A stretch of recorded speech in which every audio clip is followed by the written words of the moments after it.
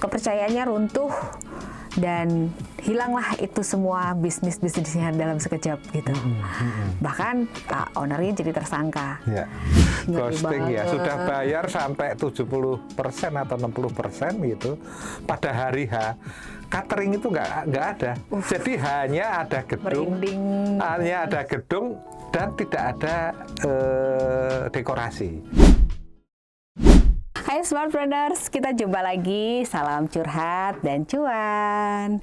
Kita sekarang ini kita agak berubah sih formatnya ya, Om ya. Ya. Jadi kita bincang santai aja. Jadi ya both of us itu bisa saling memberikan insight gitu ya. Kebetulan memang apa yang kita bawa hari ini itu lebih banyak menggabungkan kedua area.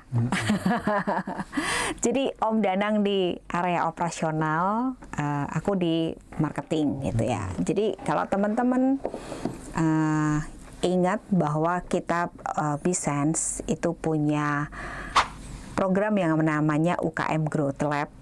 Nah, di UKM Growth Lab ini kita bawa beberapa area. Jadi marketing, operasional, kemudian keuangan. Operasional mungkin mencakup keuangan juga. Kemudian marketing juga ada di area sales gitu ya. Terus kemudian juga pengembangan produk. Nah, teman-teman, kita sekarang itu lagi diperhadapkan dengan berita-berita yang seru. Sangat seru. Sangat seru ya.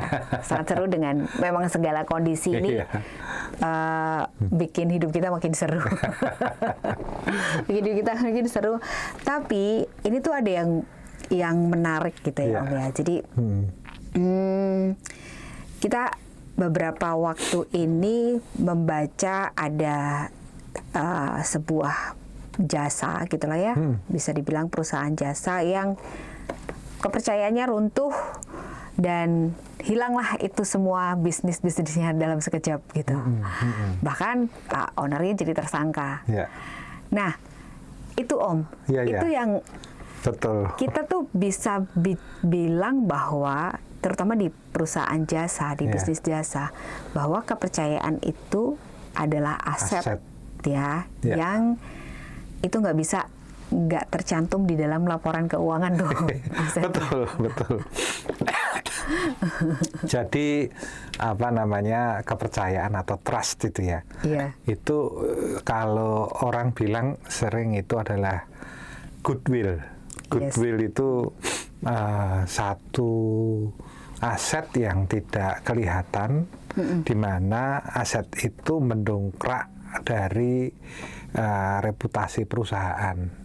Betul. Ya, nah goodwill itu sering diperhitungkan orang ketika orang membeli saham dan sebagainya. Itu memperhitungkan goodwill perusahaan ini seperti apa. Nah, sebenarnya goodwill itu adalah itu tadi trust, kepercayaan, nama baik dan sebagainya. Itu penting sekali. Dan itu memang ternyata sebenarnya compounding asset, gitu kan. Jadi dan itu nggak bisa juga dibangun dalam semalam karena walaupun sekencang apa kita mengusahakan aset itu terbangun, tapi ya tidak serta-merta aset itu langsung terbangun. Aset yang namanya kepercayaan gitu ya. Betul. Nah, jadi kita tuh sekarang ini kayak ada 4 hal ya, kurang lebih 3-4 hal lah yang kita bahas gitu. Yang pertama tentang tadi kepercayaan sebagai aset. Yang kedua ternyata ini kita udah mulai ke kedua nih, ke poin kedua. Marketing, Om. Marketing itu ternyata bukan satu-satunya cara untuk membangun kepercayaan. Ya, betul sekali. Gimana ini kalau menurut Om Danang nih? Memang betul. Jadi begini. Banyak perusahaan ya terutama UMKM gitu ya yang cara bermainnya itu antara marketing dengan operasional itu seperti terpisah. Ya artinya marketingnya kenceng gitu tapi operasionalnya kurang bisa membackup kencangnya marketing ini gitu, sehingga kita ketika terjadi closing atau deal gitu operasional agak keteteran gitu ya, terutama di sektor jasa. Jadi seperti bermain sendiri-sendiri. Itu bukan hanya di UMKM, itu juga di perusahaan-perusahaan yang menengah itu umumnya seperti itu, karena banyak orang beranggapan bahwa marketing itu akan menutup segalanya. Ya, kalau marketingnya sudah kenceng itu sepertinya perusahaan sudah oke gitu. Ya, marketing yang kenceng tuh bisa dibilang gini kan ya, persona ownernya, oh dia oke kok gitu ya, apa namanya, dia adalah seseorang yang reliable di industri gitu. Kemudian testimoni, ya testimoni itu juga kan bisa menjadi salah satu hasil marketing yang keren gitu. Terus kemudian juga endorsement. Nah, endorsement itu juga memberikan pengaruh yang kuat, apalagi mungkin dari influencer ternama gitu kan. Tapi ada tapinya gitu ya, bahwa itu tadi marketing dan operasional tuh nggak bisa terpisah. Bener banget, aku setuju banget sih Om. Karena gini, yang terjadi ketika marketingnya oke, tetapi tidak didukung dengan pengelolaan operasional yang benar, itu pasti akan kedodoran. Dan ini kayak ada juga satu pepatah kan Om, bahwa marketing sebagus apapun tidak bisa menolong produk yang jelek. Ya, betul. Ya kan? Betul. Jadi kayak produk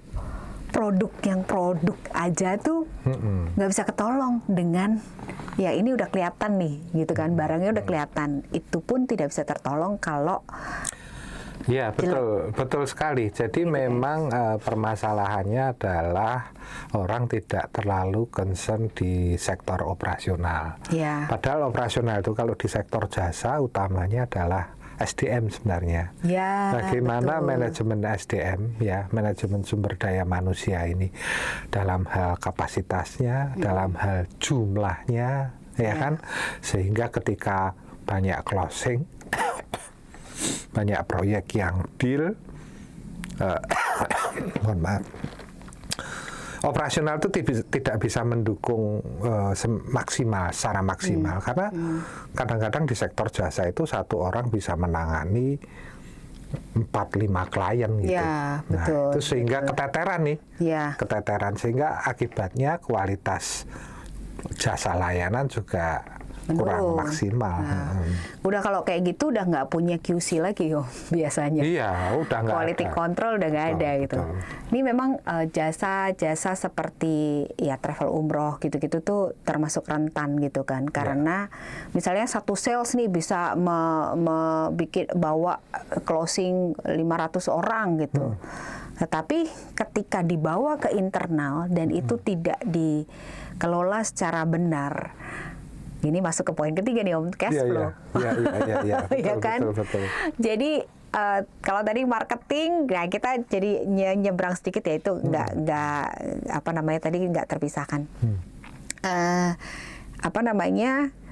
Kalau dibawa ke dalam, tetapi tidak dikelola secara profesional, itu juga akan meruntuhkan. Betul sekali. Jadi memang baik sektor real atau sektor produksi dengan sektor jasa itu faktor operasional itu menjadi sangat penting gitu. Sangat-sangat penting. Seperti yang Mbak Niken sampaikan tadi, marketingnya kenceng, kelihatannya dealnya banyak, tetapi operasionalnya tidak mampu atau keteteran, kedodoran dalam hal memberikan jasa layanan. Nah, kondisi seperti itu akhirnya akan bisa menimbulkan krisis atau reputasi yang menurun, anjlok. Karena apa? Karena jasa layanannya tidak maksimal. Ya, banyak kekeliruan, banyak kesalahan. Satu orang menangani 5 proyek sekaligus, 6 proyek sekaligus. Padahal proyek itu proyek besar yang membutuhkan konsentrasi, perhatian, pemikiran dan sebagainya. Ya akhirnya seperti itu. Itu banyak sekali terjadi di industri jasa layanan, terutama konsultan ya. Iya. Sejauh pengetahuan saya dan sejauh pengalaman saya, ya konsultan itu mengandalkan layanan dari part-timer staff. Betul. Gitu. Nah, part-timer staff Intern, konsentrasinya gitu. intern atau anak intern. anak intern udah bertahun-tahun intern, Iya. intern sampai tua Mbak Dian. Ya kan, anak intern sampai tua gitu. Ya, dalam rangka menghemat ongkos atau biaya tenaga kerja sehingga hanya intern atau part-timer. Betul. Ya, jadi satu orang itu bekerja di beberapa konsultan. Kadang-kadang ya, terjadi mix up campur baur konsentrasinya antara satu proyek dengan proyek yang lainnya. Ini pas banget deh Om momennya. Jadi kayak aku tuh lagi banyak baca threads memang gitu ya. Threads. Nah, si threads ini banyak banget dari sisi klien itu bilang kayak agensi aku itu manis di depan gitu kan. Jadi artinya kayak wah pas presentasi tuh oke banget. Yang presentasi senior level gitu. Terus kemudian seakan-akan mengerti situasi permasalahannya gitu. Tapi setelah day to day itu adalah yang ngerjain adalah anak intern atau junior level gitu kan. Nah, terus akhirnya zong gitu. Yeah. Tapi memang dari sisi ini tuh lagi banyak banget, nggak cuman di digital marketing gitu ya. Dari sisi PR pun juga seperti itu gitu. Jadi maksudnya jasa PR ya? Jasa PR gitu. Jadi bahkan teman-teman media tuh yang kok PR sekarang kualitasnya menurun banget ya gitu. Jadi kayak ada yang ngedrop press release aja dengan G Drive di WhatsApp gitu kan, tanpa menyapa hai Mas, hai Mbak atau apa bahwa ini ada press release misalnya gitu. Terus kemudian ada juga media yang bilang ini press release kok isinya tutorial semua gitu ya. Ya di sisi kita sih orang-orang consultancy ini kita tahu bahwa ya press release hanya taktik lah, tetapi kita nggak bisa juga menafikan kualitas. Kan jangan sampai kualitasnya tuh jadi menurun hanya karena memang kliennya banyak tetapi secara SDM tidak termanage dengan baik ya. Itu tadi kesimpulan kita bahwa operasional yang mendukung marketing yang kencang ini tadi itu nggak cuman cash flow gitu kan, tapi juga pengelolaan SDM. Ya, jadi banyak juga begini, service knowledge kalau di produk knowledge ya, pengetahuan mengenai jasa layanan itu terjadi ketimpangan. Betul. Di sektor marketingnya itu luar biasa. Pahamnya, bahasa-bahasa khasnya itu dia menguasai sekali, jaringan dia menguasai sekali, tapi di sektor operasional ini mereka tidak menguasai gitu ya. Sehingga ketika terjadi deal, itu sepertinya terjadi gap antara apa yang dulu disampaikan, dipresentasikan dengan apa yang dikerjakan.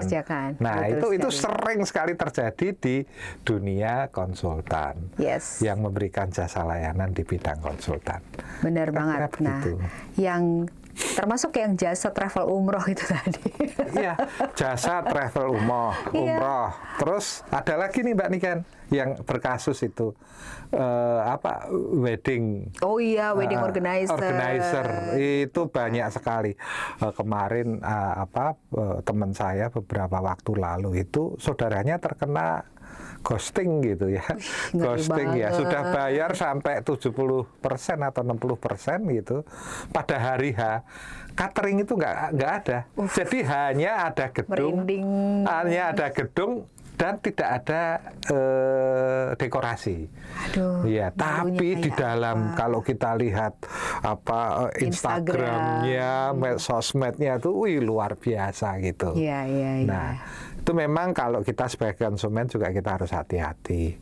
Ya, kita harus hati-hati betul didalami perusahaan ini ya. Karena antara marketing dengan operasional gapnya cukup lebar. Iya. Nah, ini jadi kalau di PR itu ada yang namanya good governance. Ya. Nah, sebenarnya teman-teman di skala bisnis apapun, good governance itu diperlukan, gitu kan? Karena sebenarnya good governance itu kan fondasi juga gitu ya. Bagaimana kita mengelola sebuah usaha, sebuah bisnis dari yang kecil, kemudian nanti sampai besar itu tetap punya sistem dan juga transparansi. Karena kalau tadi kaitannya sama termasuk kayak wedding organizer, terus apa namanya si travel umroh ataupun consultant atau agency gitu, itu good governance dan transparansi itu dibutuhkan banget. Betul. Gitu kan. Jadi memang tata kelola itu sebenarnya hal yang utama di semua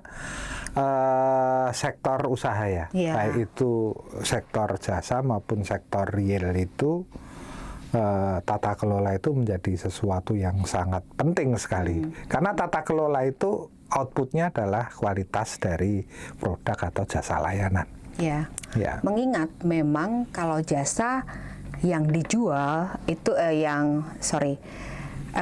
konsumen tuh membayar di awal, Ya. gitu kan. Jadi ya memang good governance-nya harus kuat, transparansinya juga harus kuat supaya kepercayaan terjaga. Ya, nah itu makanya sebenarnya standarisasi manajemen ISO segala macam itu kan memberi jaminan kepada konsumen bahwa sebenarnya yang di ISO itu bukan hanya produk, tapi tata kelolanya.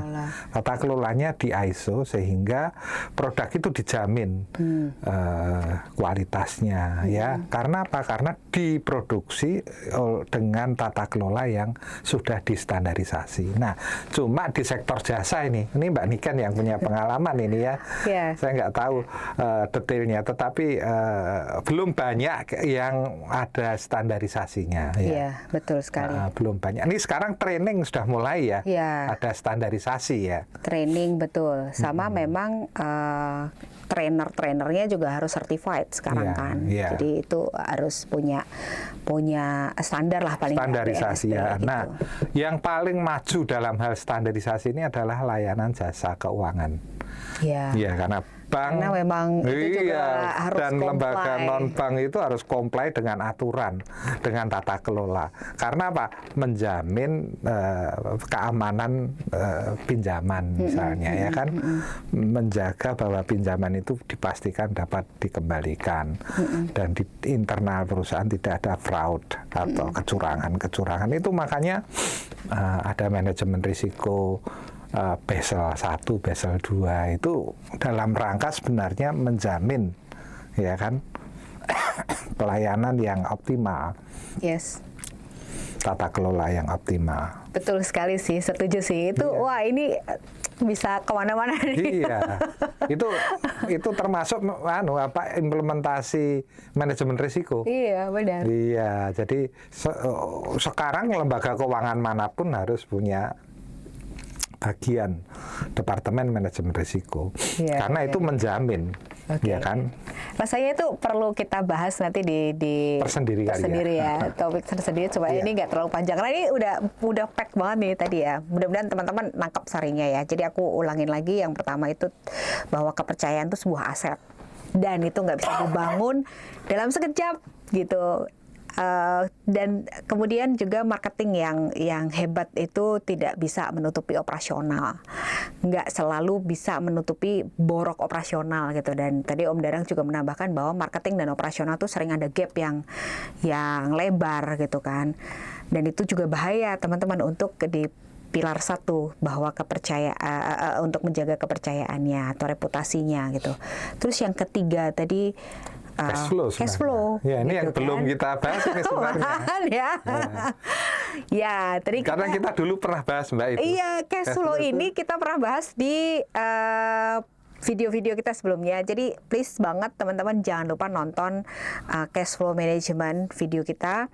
Kemudian aku lupa di episode berapa. Jangan lupa juga like, subscribe, dan juga share video-video ini. Mudah-mudahan ini bermanfaat buat teman-teman.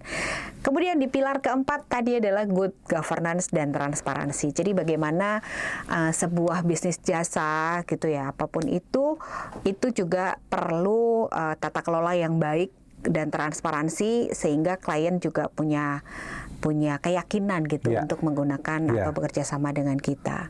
Sedikit menambahkan ya, Yes, Om.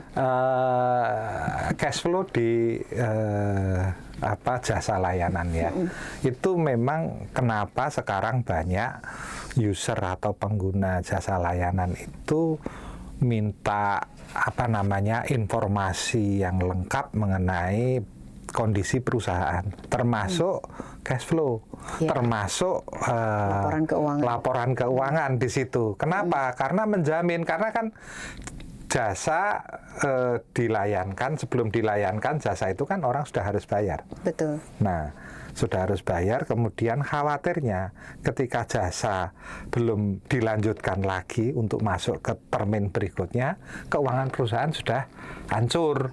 Nah, berarti jasa itu nggak akan utuh gitu. Jadi hanya diberikan pada tahap pertama saja, tahap berikutnya tidak terlayani secara baik gitu. Karena perusahaannya, jasanya, keuangannya sudah ambruk gitu kan.